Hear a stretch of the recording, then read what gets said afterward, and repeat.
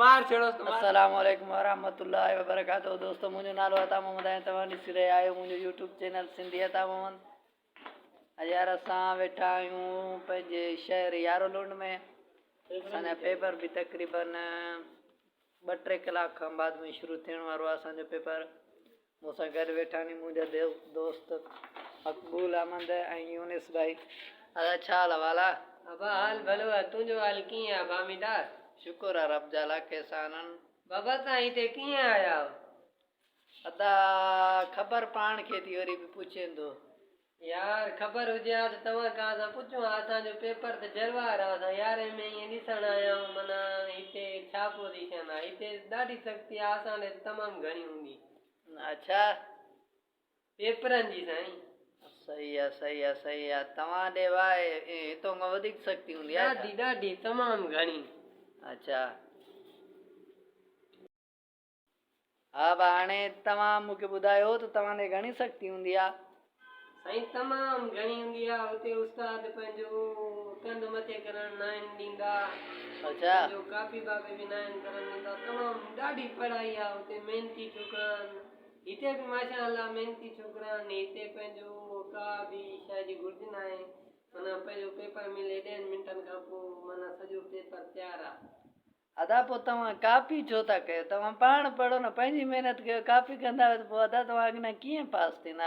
पंहिंजी महिनत कयो न। अदा हिते कापी जो त रिवाज ई कोन्हे। हिते तमामु माशाअल्लाह बोर्ड जो हेॾे ॾिसो कोन थो शक्कर बोर्ड हे पंहिंजो आहे तमामु अनकरीब आहे बाबा। हिते टीम जल्दी पहुचंदी आहे न। हिते पुलिस वारा पंहिंजा दोस्त आहिनि, भाऊ माण्हू आहिनि तमामु। पोइ तव्हांखे कापी त कोन कराईंदा आहिनि न? न बाबा माण्हुनि खे छॾनि ई कोन था। हा भली ॻाल्हि आहे न। दादा महिनत कंदा हुआ त अॻियां वेंदा हुआ न, महिनत न कंदा हुआ त पोइ अॻियां कीअं वेंदा हुआ भाऊ? साईं तव्हां बि दुआ कयो न असांजे लाइ, जीअं माना असां अॻिते वधूं, तव्हांजी मुल्क जी हिफ़ाज़त बि करूं न। अलाह अलाह अलाह भलो कंदो। असांजी दुआऊं तव्हां सां गॾनि। पोइ यार तव्हां महिनत कयो, कापी न कयो। कापी न कंदा हुआ त पाण सिंध जो मुस्तक़बिल थींदासीं। कापी कंदासीं त पोइ पाण कीअं अॻियां वधंदासीं? अदा असांजो रिवाज न आहे कापी करण। बाक़ी मोबाइल ॾिसणु आदत घणी ॾाढी ख़राबु आहे हाणे।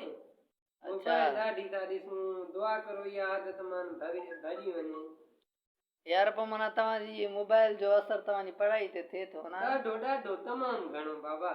अच्छा पोइ यार मोबाइल खे छॾो, महिनत घणी कयो न। मोबाइल ॾिसंदा हुआ त पोइ ज़ाहिरी ॻाल्हि आहे चंडा थी वेंदा हुआ न। अलाह अलाह तौफ़ीक़ ॾींदो, इंशाअल्लाह मोबाइल न ॾिसंदासीं। अच्छा महिनत कयो न, महिनत कंदा हुआ त अॻियां वेंदा हुआ। ज़ाहिरी ॻाल्हि आहे महिनत खां सवाइ कुझु न आहे। महिनत ई कामयाबी जी कुंजी आहे। जेकॾहिं इंसान का हेठि पयल शइ मथे खणंदो आहे, जेतिरे ताईं महिनत ऐं कोशिशि न कंदो त उहो बि मथे न खणी सघंदो। तव्हांजी ॻाल्हि तमामु सही आहे। सही आहे। तव्हां बि दुआ करो असांखे, जीअं माना कामयाबु थियूं, कामयाबी मान मिले कई। अदा असांजूं दुआऊं तव्हां सां गॾु न। अलाह तव्हांखे कामयाबु करे, अलाह तव्हांखे ख़ुशि करे। हाणे तव्हां असांजे व्यूअरनि खे कहिड़ो पैगाम ॾियणु चाहींदा हुए? जेके भाई ॾिसी रहिया आहिनि उहो पंहिंजी महिनत बि कनि, मोबाइल खे छॾे ॾियनि।